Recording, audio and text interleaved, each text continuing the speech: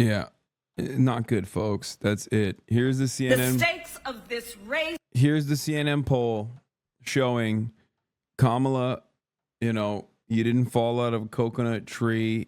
Harris, Kamala Harris, within striking distance of Donald Trump. They're already talking about this like fucking Kamala is running against Donald Trump. Race could not be higher. It turns out perhaps they could be, particularly for Vice President Kamala Harris. That's right. That's right.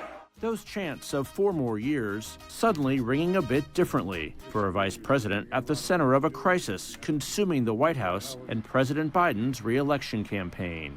As the Democratic chorus grows louder for Biden to step aside a week after his fumbling debate performance, Harris is at the center of it all, playing the role of loyal running mate. Joe Biden is our nominee. Prospects.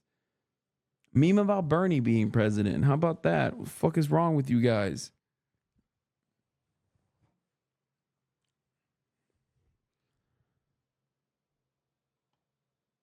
Have you been watching Caroline Kwan streams? Dude, what do you think, dude? I mean, yeah, dude, I'm up at 4 a.m. watching Caroline Kwan streams.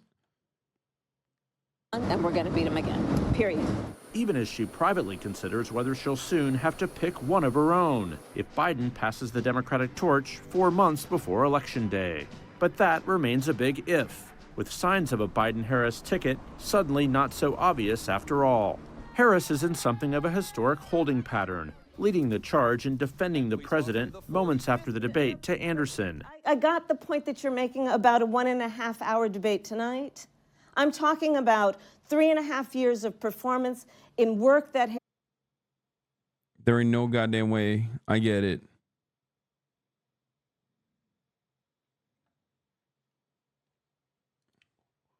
But like this, the reason why I'm a sleepy guy right now is because I'm like Joe Brandon.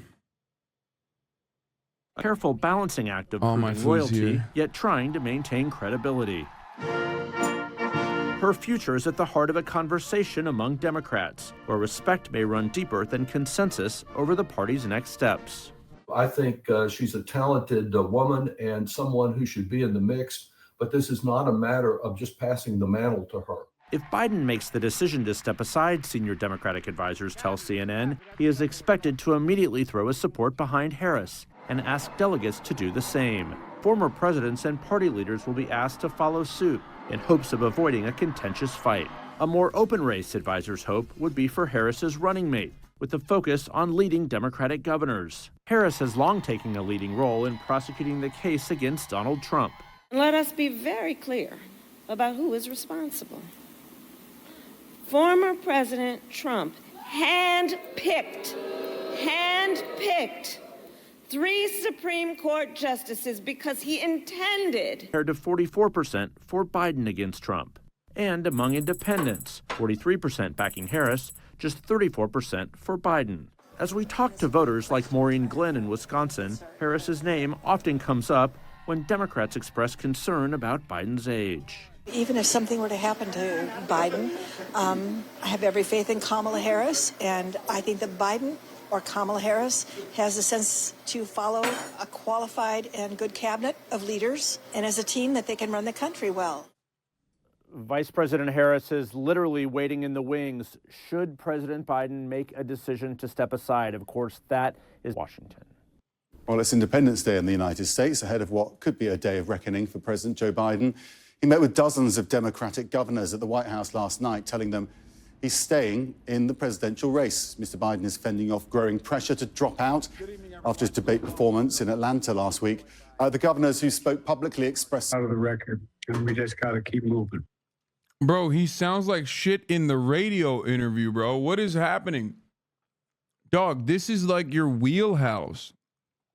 It's radio, man. You were there when it was invented. He could be replaced. It would be messy, but up until about 50 years ago, candidates were picked at Democratic and Republican conventions. So it's not impossible. The infrastructure and the history is there. Changing the presidential candidate at this late stage, however, just 4 months for this up, it has to be now, because there is not a great deal of confidence among Democrats about the way the White House has handled the aftermath of this crisis, let alone the showing that the president put on the debate. He's saying that 90 minutes doesn't erase what's happened over the last 3.5 years, and that's true.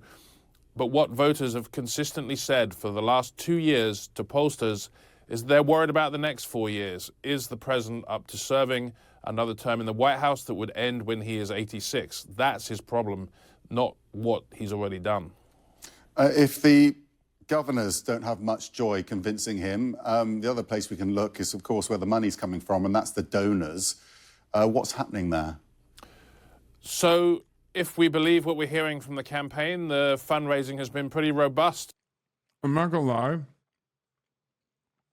I'm genuinely fearful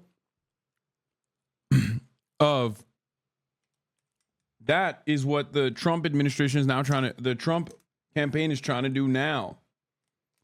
Being like, oh, it's not just Joe, it's the whole party. Throw the whole party away, vote for me. Like, that makes the dynamic of a 3-month period. But if it turned out that confidence started to ebb in the president and his fundraising started to tail off, that would be, as you say, a very dangerous metric for him. I think if he gets more bad polling, we're beginning to see some polls coming out now that show he was hurt by his performance. And it's not just that, you know, he's trailing Trump, and candidates sometimes get a bounce from debates like Trump may be experiencing now that then gets stabilized. The president was behind in this race. It was very close, but he was behind. The debate was his best chance to change the scope of this election, to put the focus on Donald Trump. Okay, Stephen Collinson, really appreciate that. Thank you. Happy 4th of July, and welcome to a special edition of Outnumbered. I'm Kayleigh McEnany. Joining me today, Fox News correspondent Molly Line. They got these ladies working on 4th of July, bro, just to hate extra hard. Fox News contributor and president of American Spirit Enterprises,